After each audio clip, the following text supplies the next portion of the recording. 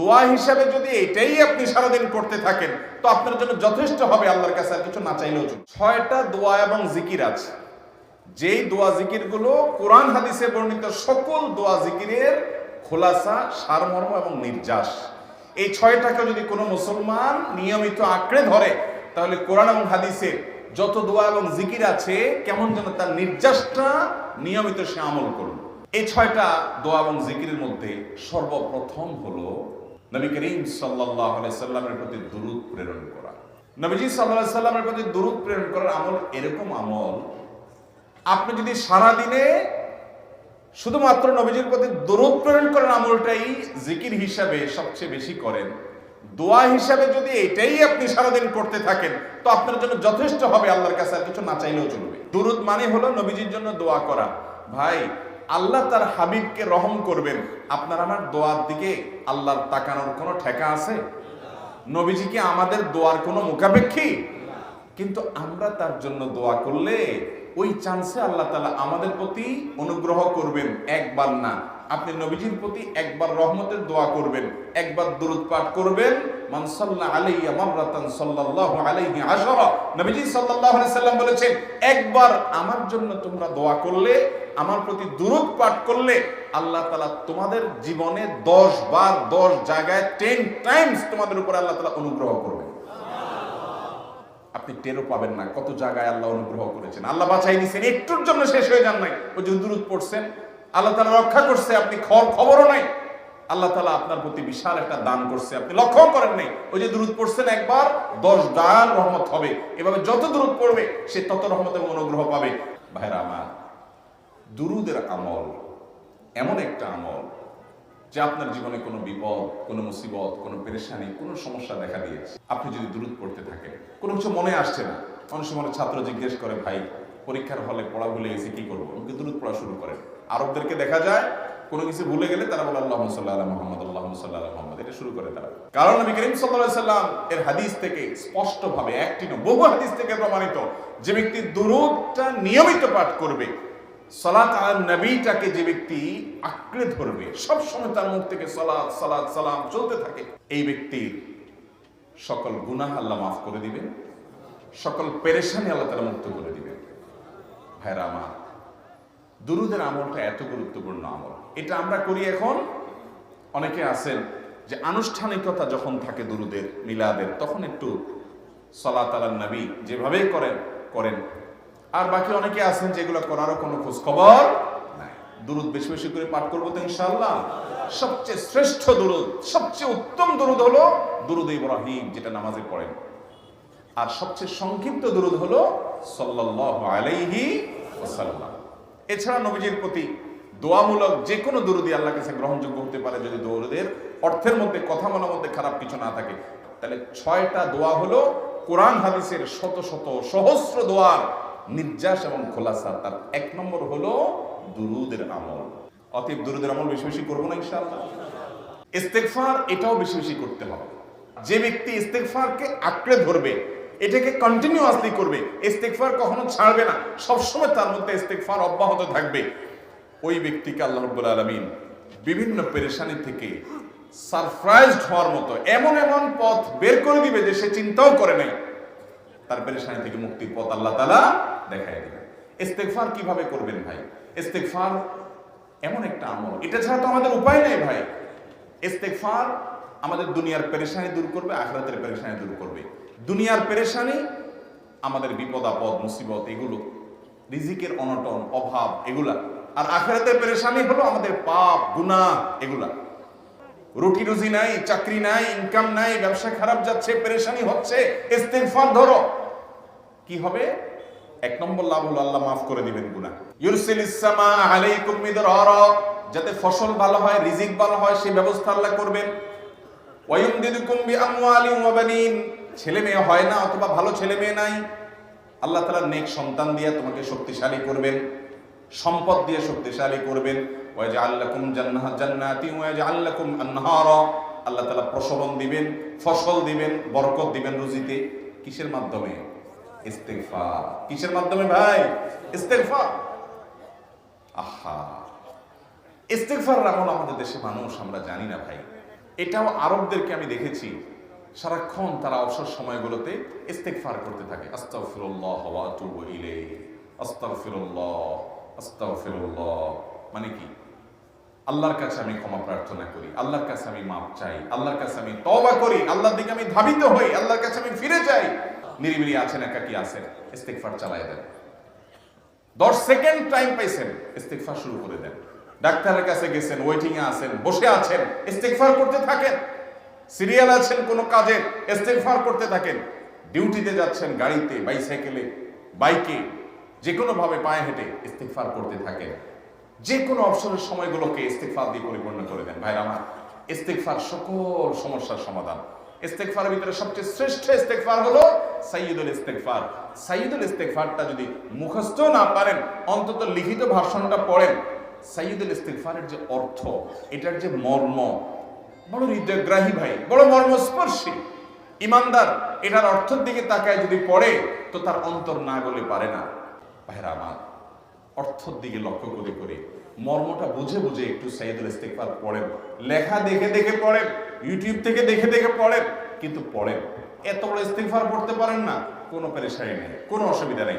সবচেয়ে ছোট ইস্তেগফার হলো আস্তাগফিরুল্লাহ, আল্লাহ আপনার কাছে ক্ষমা চাই, কত ভুল হয়ে যায়, কত অন্যায় হয়ে যায়। ভাইরা আমার, এটা হলো রিমুভার। ভুল করে কিছু লিখছেন, রিমুভ করে ফেলছেন, শেষ হয়ে গেছে।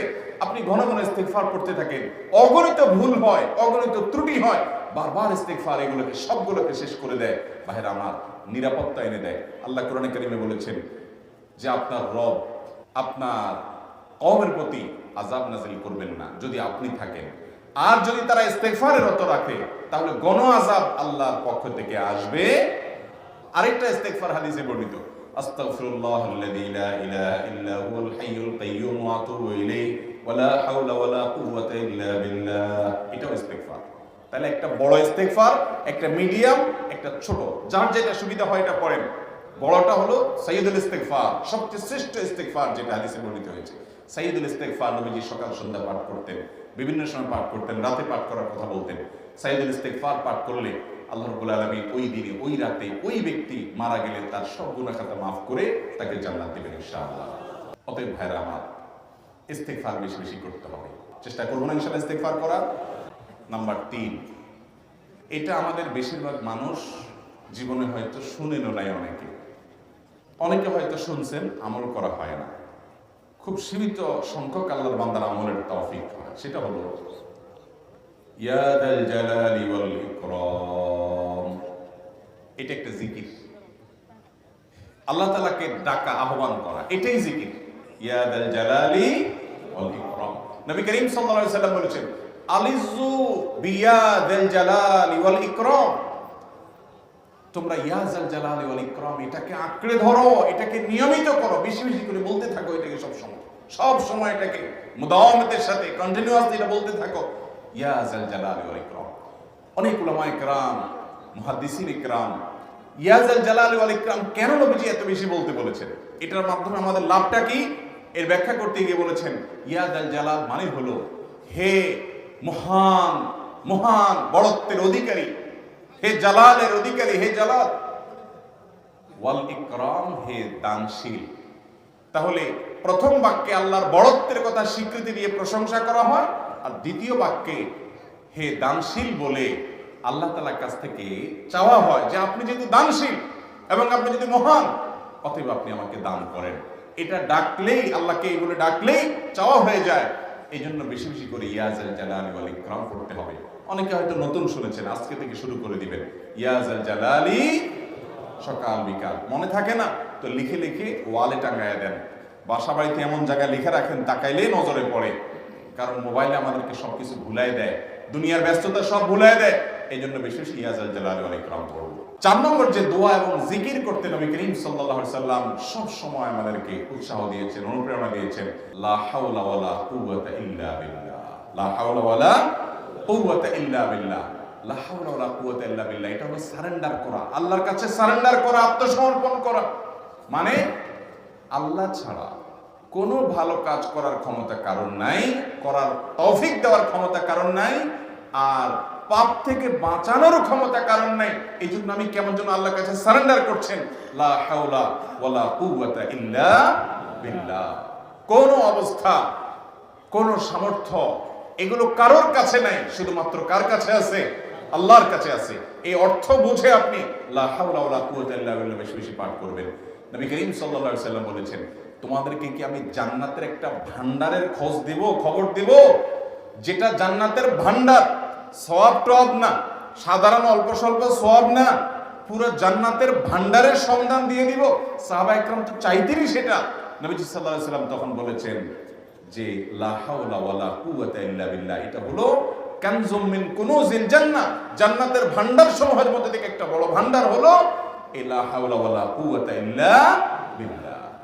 অতএব এই আমলটা বেশি বেশি করবেন। 5 নম্বর আমল হলো দোয়া ইউনুস। দোয়া ইউনুস জানা আছে তো? লা ইলাহা ইল্লা আনতা সুবহানাকা ইন্নী কুনতু মিনাজ জালিমিন। ভাইরা আমার, অর্থের দিকে তাকায়া মাঝে মধ্যে মোবাইল টোবাইল সব ফালায় রেখে একটু আল্লাহর সাথে কথা বলবেন, আল্লাহর সাথে একটু কানেক্টেড হওয়ার চেষ্টা করবেন, আল্লাহর সাথে একটু সংযুক্ত হওয়ার চেষ্টা করবেন। ডিসকানেক্টেড তো পুরো লাইফটা কাটাই দিলেন, একটু কানেক্টেড হওয়ার চেষ্টা করেন। প্রতিদিন কিছু সময় বসে একটু জিকির করেন, চলতে ফিরতে একটু আল্লাহকে সময় দেন। আপনি উপকৃত হবেন, আপনার কলব জিন্দা হবে, আমল নামা সওয়াবে পরিপূর্ণ হবে। লা ইলাহা ইল্লা আনতা সুবহানাকা ইন্নী কুনতু মিনাজ জালিমিন। অর্থের দিকে তাকান, কত মর্মস্পর্শী। লা ইলাহা ইল্লা আনতা, আল্লাহ আপনি ছাড়া কোনো সত্যিকারের মাহবুদ নাই, উপাস্য নাই। সুবহানাক, আপনি পবিত্র, আমি আপনার পবিত্রতা জ্ঞাপন করছি। ইন্নী কুনতু মিনাজ জালিমিন, তবে আমি সেই সব মানুষদের অন্তর্ভুক্ত যারা নিজের প্রতি নিজে জুলুম করেছে, অবিচার করেছে, অন্যায় করে আমার নিজের পায়ে নিজে কুড়াল মেরেছি বহু। অতএব আপনি আমাদের প্রতি রহম করেন। এই দোয়া পাঠ করে আপনারা সবাই জানেন আল্লাহর একজন নবী, তিনি জীবনের সবচেয়ে কঠিন পরিস্থিতির মুখোমুখি হয়ে এমন বিপদে পড়েছেন যে বিপদ থেকে উদ্ধারের কোনো পথ ছিল না। দুনিয়াবি সকল সিস্টেম বলবে যে সমুদ্রে নিক্ষেপিত হয়ে বিশাল বড় সমুদ্রের প্রাণী মাছের পেটে চলে গেলে সে মানুষ আবার বাঁচে কিভাবে? মুহূর্তের ভিতরে তো মারা যাবে অক্সিজেনের অভাবে। এটাই দুনিয়ার সিস্টেম বলে। আল্লাহ তাআলা অলৌকিক ভাবে, লৌকিক সিস্টেমের ঊর্ধ্বে রেখে আল্লাহ তাআলা তাকে এই বাক্য পাঠ করার কারণে এর মাধ্যমে আল্লাহ তাকে মুক্তি দান করেছে। এবং আল্লাহ তাআলা এই ঘটনা কোরআনে উল্লেখ করার পর একটা সুসংবাদ বলছেন আমাদের সবার জন্য, বিরাট বড় আনন্দের সংবাদ। আল্লাহ বলেছেন ওয়াকাযালিকা নুনজিল মুমিনিন। এই বাক্য পাঠ করার পর ইউনূস আলাইহিস সালামকে শুধু রক্ষা করেছেন আল্লাহ তাই নয়, আল্লাহ বলেছেন একই ভাবে তাকে যেরকম রক্ষা করেছি, এই বাক্য যদি কেউ পড়ার মতো পড়ে, হক আদায় করে পড়ে, মনের গভীর থেকে পড়ে, মর্ম উপলব্ধি করে পড়ে, নিয়মিত পড়ে, ওয়াকাযালিকা নুনজিল মুমিনিন, ঈমানদারদেরকে আমি রক্ষা করে দেব। এইভাবে ভাইরা আমার, আমরা বিপদ আপদে পড়লে হুজুরদের কাছে চলে যাই দোয়ার জন্য। অনেকে মাজারে চলে যায়, সেখানে মানত করে, টাকা পয়সা দেয় বিপদ উদ্ধার করার জন্য। কপাল পড়া জানে না ও কার গোলাম, ও আরশে আজিমের মালিকের গোলাম, তার সাথে ডাইরেক্ট কানেক্টেড হওয়ার সুযোগ আছে, শুধু ইউজ করলেই হয়, সুযোগ দিলেই হয়। কপাল পড়া জানে না, ডানে বামে গিয়ে নিজের আমল বরবাদ করে, ঈমান বরবাদ করে, তাওহীদ নষ্ট করে। ভাইরা আমার, তাহলে যে কোনো সমস্যা ফিল করি অথবা স্বাভাবিক অবস্থাতে দোয়া ইউনূস পাঠ করব। ভাইরা আমার, আল্লাহর দিকে ধাবিত হব তো ইনশাআল্লাহ। 6 নম্বর হলো সুবহানাল্লাহ, আলহামদুলিল্লাহ, লা ইলাহা ইল্লাল্লাহ, আল্লাহু আকবার। এই বাক্যগুলো দেখবেন ঘুরে ফিরে নবী করিম সাল্লাল্লাহু আলাইহি ওয়াসাল্লাম সারাদিন পড়তেন। 5 ওয়াক্ত নামাজের পরে 33 বার দেখবেন। আবার দেখবেন সকাল সন্ধ্যায় সুবহানাল্লাহি ওয়া বিহামদিহি 100 বার, সুবহানাল্লাহি ওয়া আলহামদুলিল্লাহি আল্লাহু আকবার 100 বার। আবার এগুলো মাঝে মধ্যে 10 বার, রাতে শোয়ার সময় 33, 34 বার।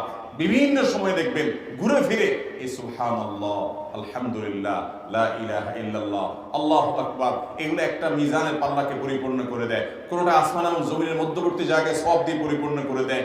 এত বেশি ফজিলতপূর্ণ জিকির। এই জন্য পুরো কোরআন হাদিসের দোয়া এবং জিকিরের নির্যাসের শেষ এবং 6 নম্বর হলো বেশি বেশি করে দিন রাত 24 ঘন্টা যখন সুযোগ পাবেন, যেখানে যেখানে হাদিসে যে সংখ্যা বলা আছে ওটাতে করবেনই, ওর বাইরেও বেশি বেশি করে সুবহানাল্লাহ, আলহামদুলিল্লাহ, ওয়ালা ইলাহা ইল্লাল্লাহ, আল্লাহু আকবার বেশি বেশি করবো না ইনশাআল্লাহ? নিয়মিত করবো তো ইনশাআল্লাহ? আল্লাহ আমাকে আপনাকে আমাদের সবাইকে আমল করার তৌফিক দান করুন, সব সময় জিকিরের মধ্যে থাকার তৌফিক দান করুন। জাযাকুমুল্লাহু খায়রা ওয়া আখিরু দাওয়ানা আলহামদুলিল্লাহি রাব্বিল আলামিন।